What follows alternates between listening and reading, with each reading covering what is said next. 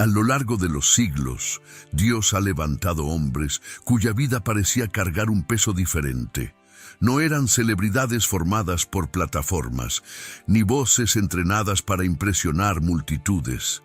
Eran personas comunes, pero cuando entraban en un lugar, algo cambiaba. Había poder, había autoridad, había presencia, y cuando los milagros sucedían, cuando ciudades enteras eran impactadas, cuando naciones despertaban, casi nadie se detenía a preguntar qué había antes.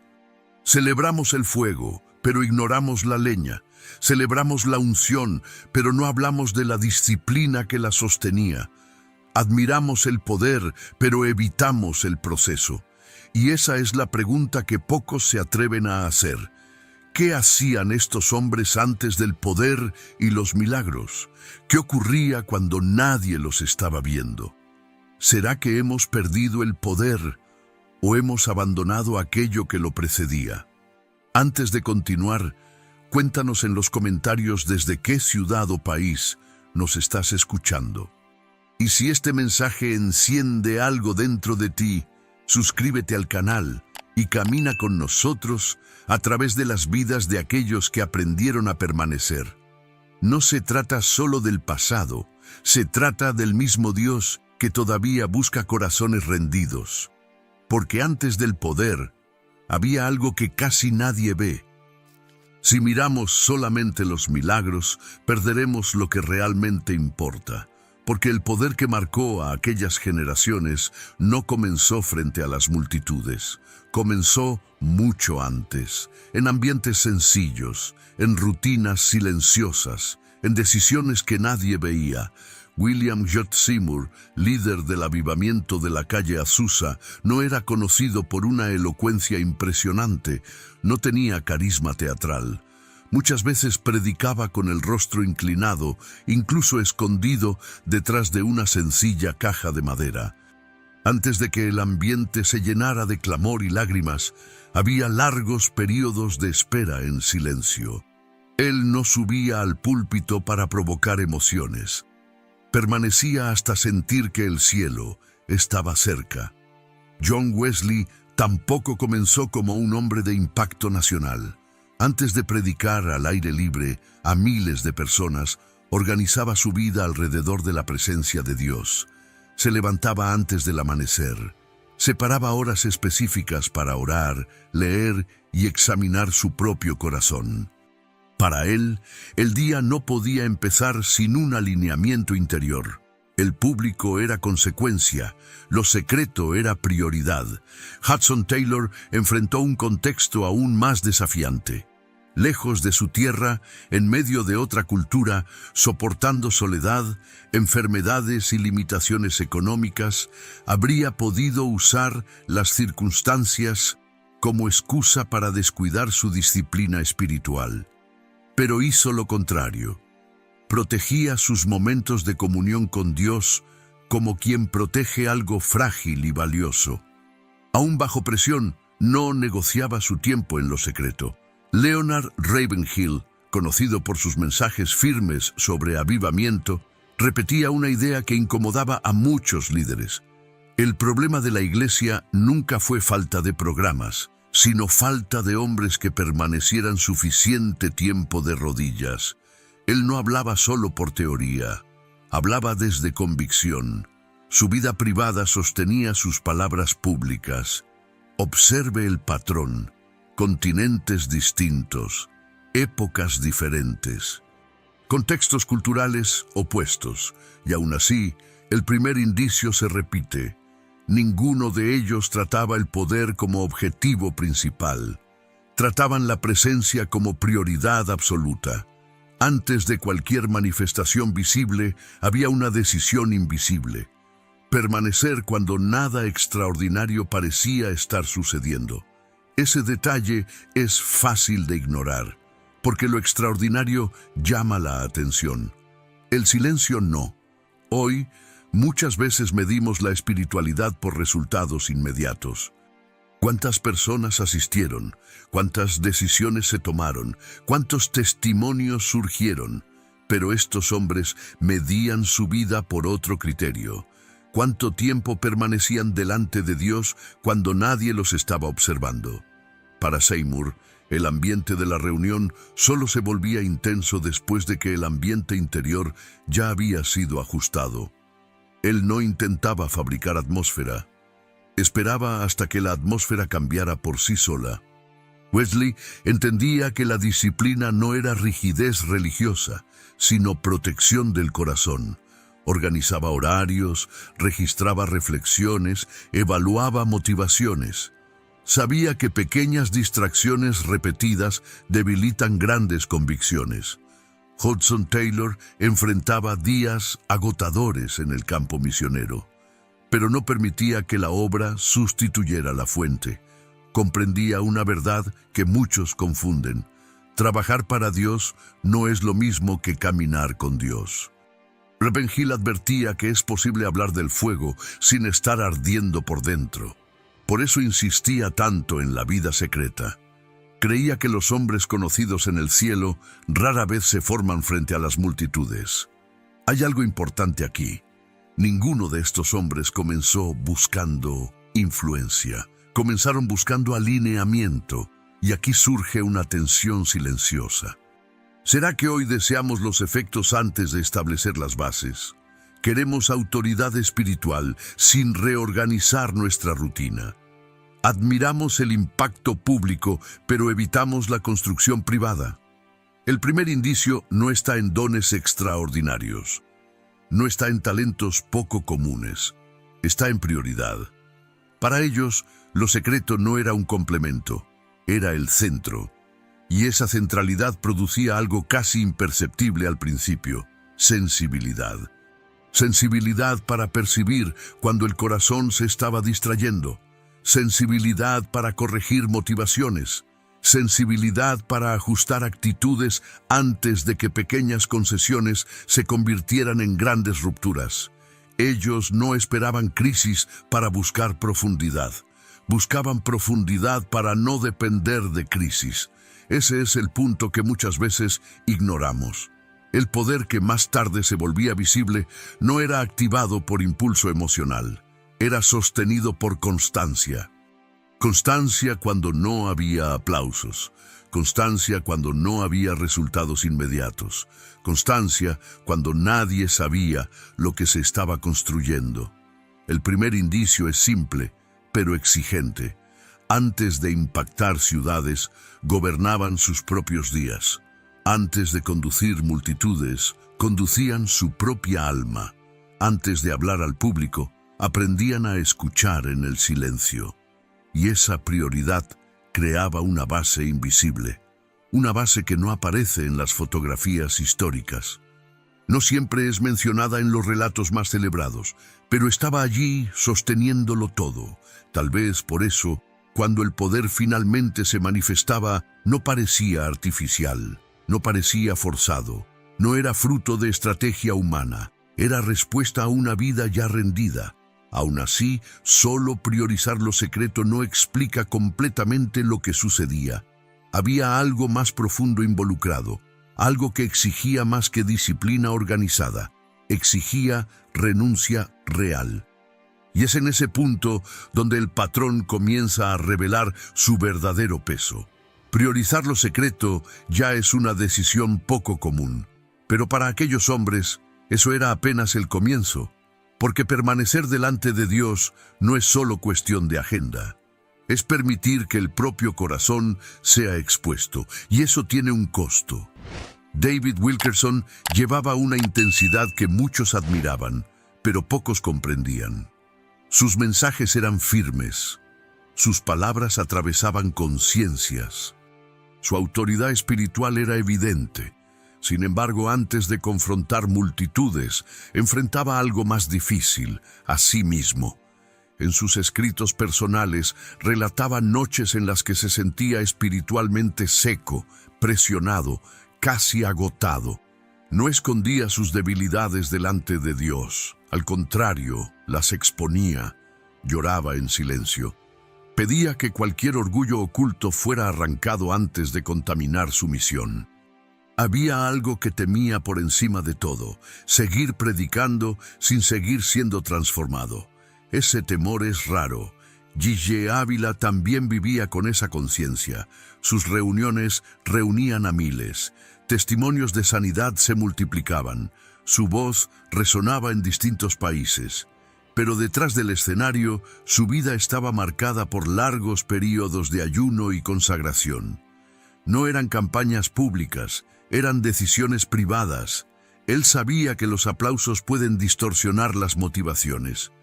Sabía que el corazón humano se inclina fácilmente hacia la autosuficiencia cuando los resultados aparecen. Por eso, detenía agendas, se apartaba, disminuía el ritmo externo para profundizar el ritmo interno. Entendía que la unción es sensible. Benson Idahosa, enfrentando contextos espirituales intensos en África, comprendía que los confrontamientos públicos exigen estabilidad interior. Antes de cada gran cruzada había preparación invisible. No solo planificación logística, sino alineamiento espiritual. Él enseñaba que no se puede confrontar fuerzas espirituales profundas mientras se es gobernado por deseos desordenados.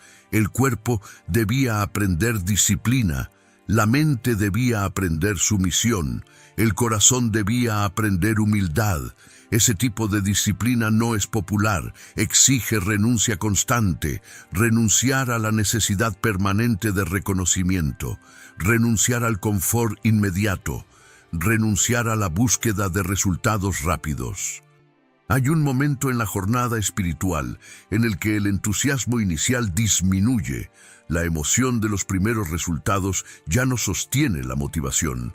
El silencio se prolonga, las respuestas tardan. La mente empieza a cuestionar si todo el esfuerzo realmente vale la pena. Es en ese punto donde muchos abandonan el proceso, pero ellos permanecían. David Wilkerson escribió sobre temporadas en las que sentía que sus oraciones parecían no pasar del techo. No experimentaba la intensidad que esperaba. No percibía la claridad que deseaba. Y aún así, permanecía. No buscaba sensación, buscaba fidelidad. Gigi Ávila enfrentó enfermedades físicas que podrían haber justificado una pausa definitiva. Dolor, limitaciones, debilidad corporal. Sin embargo, su comunión no dependía de la ausencia de sufrimiento. No negociaba su tiempo con Dios por causa de la fragilidad. Al contrario, profundizaba aún más. Benson Idahosa enfrentó críticas y oposición severa. Cuando los milagros se relatan, también surgen sospechas. Cuando la influencia crece, también crece la resistencia. Él podría haber reaccionado con defensa constante o endurecimiento interior, pero elegía regresar a lo secreto. No para preparar respuestas públicas, sino para ajustar su propio espíritu. El precio invisible no es solo físico, es emocional. Es lidiar con la soledad que acompaña decisiones espirituales profundas. Es aceptar que no todos comprenderán tu intensidad.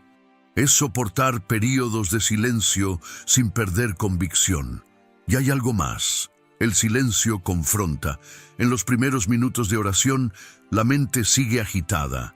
Pensamientos dispersos aparecen. Pendientes regresan a la memoria. El cuerpo pide movimiento. La carne resiste el silencio prolongado. Permanecer exige atravesar esa resistencia inicial. Muchos se detienen allí, pero estos hombres atravesaban esa barrera. Sabían que existe una transición invisible que solo ocurre cuando alguien permanece el tiempo suficiente. Un punto en el que la oración deja de ser esfuerzo mecánico y se convierte en comunión real. Un momento en el que el corazón se aquieta. Un instante en el que la presencia deja de ser concepto y se vuelve realidad percibida. Ese punto no se alcanza por impulso, se alcanza por constancia. Constancia cuando no hay emoción. Constancia cuando no hay público. Constancia cuando nadie reconoce. Tal vez es precisamente aquí donde nuestra generación encuentra mayor dificultad. Vivimos en una cultura que valora la rapidez, resultados inmediatos, respuestas instantáneas. Pero la formación espiritual profunda no responde a la prisa, responde a la permanencia. El precio invisible es quedarse cuando sería más fácil detenerse. Es elegir profundidad cuando la superficialidad parece suficiente. Es permitir que Dios trate motivaciones antes de conceder expansión. David Wilkerson entendía que el éxito ministerial puede ocultar fallas internas. Por eso pedía constantemente que Dios examinara su corazón. G.J. Ávila sabía que los milagros públicos no sustituyen la pureza privada. Y Daosa comprendía que autoridad sin humildad se convierte en inestabilidad. Ellos no solo buscaban experiencias espirituales, buscaban transformación real. Y la transformación rara vez es cómoda. Expone orgullo escondido, confronta ambiciones disfrazadas de celo. Revela áreas que preferiríamos ignorar. El precio invisible incluye permitir que Dios diga no. Incluye aceptar ajustes. Incluye reorganizar prioridades. Aquí el patrón se vuelve más claro. Antes de cualquier manifestación extraordinaria, hubo hombres que aceptaron ser moldeados en lo secreto. Y ese moldeamiento no fue instantáneo, fue repetido, día tras día, ayuno tras ayuno, silencio tras silencio. Mientras muchos desean experiencias sobrenaturales intensas, pocos desean procesos silenciosos consistentes. Pero el poder que marcó generaciones no nació de momentos aislados, nació de decisiones repetidas. Y cuanto más observamos sus vidas, más entendemos que lo que parecía espontáneo en la superficie estaba sostenido por disciplina profunda. El precio invisible no se pagó una sola vez, se pagó cada día. Y es precisamente esa constancia la que prepara el terreno para algo que va más allá del esfuerzo humano, porque cuando prioridad y renuncia se encuentran, el ambiente interior cambia. Y cuando el ambiente interior cambia, algo comienza a suceder que no puede fabricarse, algo que no responde a fórmulas, algo que no puede manipularse, algo que desciende cuando el corazón ya ha sido moldeado lo suficiente para sostener lo que está por venir. Hay momentos en la historia en los que algo cambia en el ambiente, no solamente en las personas, sino en la atmósfera misma. Testigos describen cómo el aire parecía volverse más denso, cómo el tiempo parecía desacelerarse, cómo lo invisible comenzaba a sentirse real. Pero esos momentos no comenzaron allí, comenzaron mucho antes. William J. Seymour pasó meses orando antes de que el avivamiento de la calle Azusa tomara fuerza. No había estrategias sofisticadas, no había campañas promocionales, no había plataformas influyentes, había espera, había hambre espiritual, había rendición. Y cuando finalmente las reuniones comenzaron a intensificarse, algo era evidente. Personas entraban al lugar y sentían convicción profunda incluso antes de que alguien predicara. Algunos comenzaban a llorar en silencio, otros caían de rodillas espontáneamente. La presencia no parecía depender del talento de un hombre. Parecía responder a algo que ya había sido construido en lo secreto. El poder no surgió como espectáculo, surgió como consecuencia. John Wesley experimentó algo parecido. Antes de predicar a miles al aire libre, atravesó una crisis espiritual profunda. Se sentía vacío, cuestionaba su propia fe. Fue en medio de ese quebrantamiento donde algo cambió. Cuando volvió a predicar, sus palabras tenían un peso distinto. No era solo elocuencia, era convicción nacida en el silencio. Los relatos históricos cuentan que multitudes escuchaban sus mensajes y eran invadidas por una conciencia espiritual intensa. Algunos lloraban abiertamente, otros describían que su corazón ardía dentro de ellos. Pero ese fuego público había sido precedido por un fuego privado. Hudson Taylor también vio resultados que superaban toda lógica humana. Misiones se expandieron, iglesias fueron establecidas, vidas fueron transformadas en un contexto cultural completamente diferente al suyo. Sin embargo, él insistía en algo.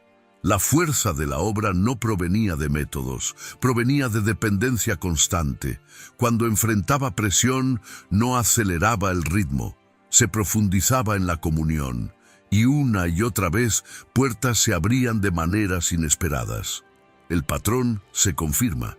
Cuando el interior es gobernado, el exterior responde. Benson Idahosa fue testigo de manifestaciones espirituales intensas en sus cruzadas, multitudes impactadas, milagros reportados, vidas restauradas. Pero quienes solo veían el momento público no conocían las madrugadas anteriores, no veían el tiempo de consagración, no sabían de las decisiones difíciles tomadas en lo secreto. Gigi Ávila llenó estadios, multitudes escuchaban su mensaje, testimonios se multiplicaban, pero él repetía constantemente que sin comunión nada se sostiene. Entendía que lo que muchos llamaban poder era en realidad respuesta a permanencia. David Wilkerson predicó mensajes que atravesaron generaciones. Alertó sobre decadencia espiritual antes de que muchos la percibieran. Sus palabras no eran simplemente informativas, eran penetrantes, porque provenían de un hombre que permitía que Dios lo confrontara primero. Reinhard Bonnke quizás representa uno de los ejemplos más visibles de esta confirmación. Multitudes masivas en África, decisiones públicas incontables, transformaciones documentadas. Pero antes de cada campaña, él se apartaba, días enteros en oración. No buscaba entusiasmo, buscaba alineamiento, entendía algo fundamental. Las multitudes impresionan a los hombres, pero solo la presencia transforma corazones. Y aquí la confirmación se vuelve clara. El poder no era activado por técnica, no era producido por carisma, no era sostenido por estrategia, era respuesta. Respuesta a hombres que ya habían sido trabajados por dentro. Hay algo que une todos estos relatos. El cielo responde a estructuras invisibles. Cuando Seymour se escondía para orar, no tenía garantía de que algo extraordinario sucedería. Cuando Wesley disciplinaba sus mañanas, no tenía promesa de impacto inmediato. Cuando Taylor profundizaba en dependencia, no tenía seguridad de éxito visible. Pero había fidelidad. Y la fidelidad crea ambiente. El ambiente crea sensibilidad. La sensibilidad crea espacio.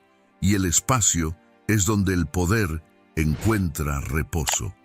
Tal vez por eso las manifestaciones que marcaron aquellas generaciones no parecían forzadas, no eran intentos de producir emoción, eran el resultado de hombres que ya habían sido vaciados lo suficiente como para no competir con lo que Dios quería hacer.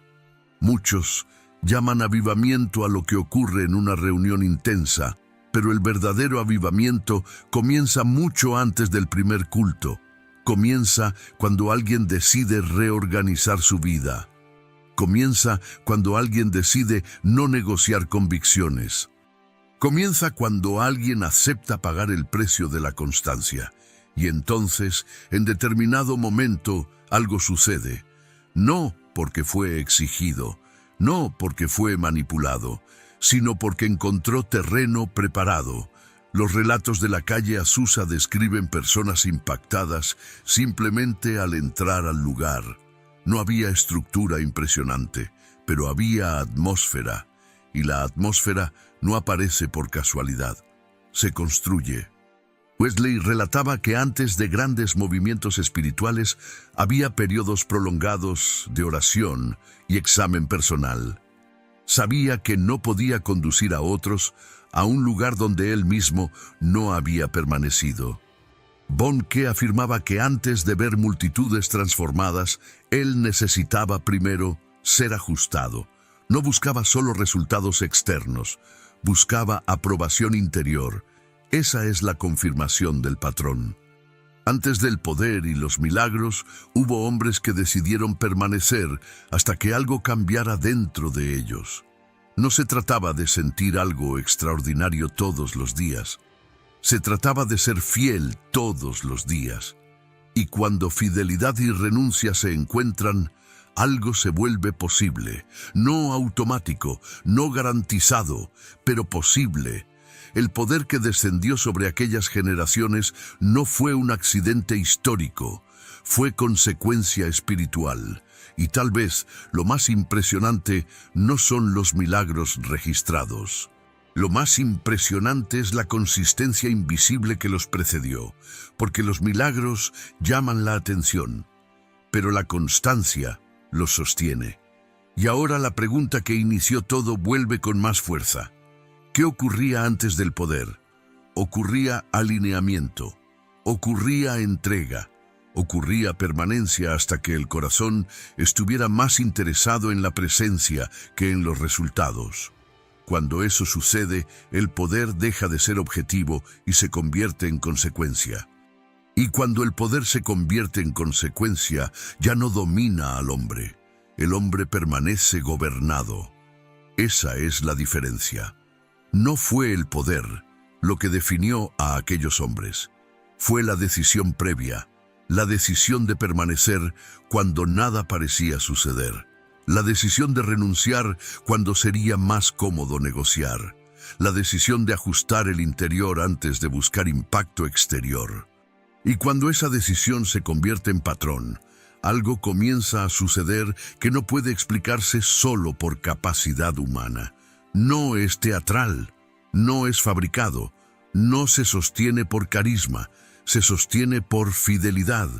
Y allí la confirmación es innegable. El poder que marcó generaciones no nació del deseo de influencia, nació de la elección de intimidad. Es fácil admirar el punto más alto de una historia. Es más difícil observar cómo termina. Porque la verdadera prueba de una vida espiritual no está solamente en el momento de mayor impacto, sino en la manera en que alguien permanece hasta el final. William J. Seymour no terminó su vida rodeado del mismo fervor público que marcó los primeros años del avivamiento. El movimiento perdió intensidad, surgieron críticas, aparecieron divisiones. No murió como una celebridad religiosa, murió casi en anonimato, pero permaneció fiel. Nunca negoció la centralidad de la presencia. Nunca convirtió el poder en instrumento de promoción personal. Lo que comenzó en lo secreto, terminó en lo secreto. John Wesley vivió muchos años de ministerio intenso. Recorrió miles de kilómetros. Predicó incontables mensajes. Organizó sociedades que influenciaron generaciones, pero incluso en sus últimos días mantuvo disciplina. No relajó convicciones cuando ya había construido legado. No permitió que el reconocimiento sustituyera la dependencia. Su final fue coherente con su inicio. Hudson Taylor enfrentó pérdidas profundas, enterró hijos, soportó enfermedades severas, cargó presiones que pocos habrían soportado, pero su dependencia nunca fue circunstancial. No buscaba la presencia solo cuando todo iba bien. Su confianza fue construida en permanencia, no en resultados. Cuando su vida terminó, dejó más que una organización misionera. Dejó un modelo de dependencia continua. David Wilkerson también enfrentó incomprensiones. Sus mensajes no siempre fueron populares. Pero no suavizó convicciones para agradar a una generación. Continuó llamando al arrepentimiento. Continuó buscando pureza interior. Hasta el final permaneció sensible. Gille Ávila enfrentó limitaciones físicas en sus últimos años. Su cuerpo ya no respondía como antes, pero su llama interior no se apagó con la fragilidad externa. no fue sostenido por fuerza física, sino por la constancia espiritual cultivada durante toda su vida. Benson Idahosa partió relativamente joven. Su impacto fue intenso, aunque su tiempo no fue largo. Aún así, su huella permaneció. No porque buscó fama, sino porque vivió con convicción. Reinhard Bonnke continuó predicando hasta edad avanzada. Las multitudes seguían llegando, pero quienes lo conocían sabían que su énfasis no estaba en los números, estaba en la decisión constante de mantener su corazón alineado. Observé algo profundo. Ninguno de estos hombres terminó intentando proteger su imagen. Terminaron protegiendo fidelidad. Y eso revela una verdad que muchas veces ignoramos. El poder puede iniciar un movimiento, pero solo el carácter sostiene una vida. Lo que comienza con disciplina debe terminar con coherencia. Y aquí aparece una lección silenciosa. El destino de ellos no fue definido por el auge de los milagros, fue definido por la decisión repetida de permanecer. Tal vez aquí el mensaje se vuelve más personal. No es difícil desear momentos intensos, no es difícil emocionarse en ambientes cargados. No es difícil admirar historias del pasado, lo difícil es reorganizar la propia vida. Lo difícil es proteger las mañanas cuando el cansancio pesa. Lo difícil es elegir silencio cuando las distracciones compiten. Lo difícil es ayunar cuando nadie lo sabe. Lo difícil es permanecer cuando no hay sensación extraordinaria. Pero eso fue exactamente lo que los formó. Ellos no fueron especiales porque nacieron distintos. Fueron moldeados porque decidieron distinto. Decidieron gobernar sus rutinas. Decidieron limitar excesos, decidieron confrontar motivaciones, decidieron permanecer cuando otros se detenían, y esa decisión diaria creó base. La base crea estabilidad, la estabilidad crea autoridad, la autoridad crea impacto, pero el impacto nunca fue el objetivo principal. Si lo hubiera sido, habrían abandonado lo secreto cuando el reconocimiento llegó. No lo hicieron. Tal vez la pregunta correcta no es ¿por qué tenían poder?, sino ¿qué estaban dispuestos a vivir? Hoy tenemos acceso a más información que cualquier generación anterior. Libros, mensajes grabados, recursos ilimitados, pero información no sustituye formación. La formación ocurre en lo secreto. La formación ocurre cuando nadie está mirando. La formación ocurre cuando el corazón elige profundidad en lugar de visibilidad. Si hay una aplicación práctica en esta historia, no comienza con cambios dramáticos.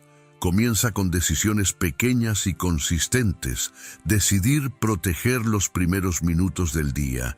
Decidir limitar ruidos innecesarios. Decidir permanecer algunos minutos más cuando la oración se siente difícil. Decidir ajustar motivaciones antes de que se conviertan en ambición desordenada. No se trata de copiar rutinas exactas, se trata de abrazar el principio, y el principio es claro. Antes del poder viene permanencia, antes del impacto viene alineamiento, antes de los milagros viene gobierno interior. Tal vez nuestra generación no necesita más estrategias, tal vez necesita más profundidad.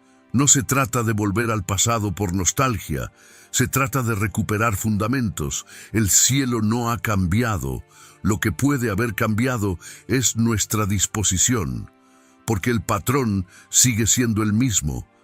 Cuando alguien decide permanecer, el ambiente interior cambia. Y cuando el ambiente interior cambia, algo comienza a volverse posible, no automático, no manipulable, pero posible. El poder nunca fue el punto de partida. Fue respuesta. Respuesta a hombres que decidieron vivir de tal manera que cuando nadie los estaba mirando, aún así permanecían. Y tal vez esta es la pregunta que no podemos ignorar. ¿Deseas solamente momentos de intensidad o estás dispuesto a reorganizar tu vida hasta que la presencia se vuelva constante? porque al final no se trata de ser recordado por multitudes, se trata de ser conocido en lo secreto. Antes de terminar, quiero escucharte. ¿Qué parte de esta historia tocó más tu corazón? ¿Cuál de estos ejemplos confrontó más tu propia rutina? ¿Y de qué héroe de la fe te gustaría que habláramos en el próximo video? Escríbelo en los comentarios. Tu participación fortalece esta comunidad. Si este mensaje encendió algo dentro de ti, comparte este video con alguien que necesite escucharlo. Y si aún no lo has hecho, suscríbete al canal para seguir explorando estas historias que no solo hablan del pasado, sino del mismo Dios que sigue respondiendo hoy. Porque las vidas que transforman generaciones no comienzan en el escenario, comienzan en lo secreto. Y el cielo aún responde, pero responde a quienes eligen permanecer.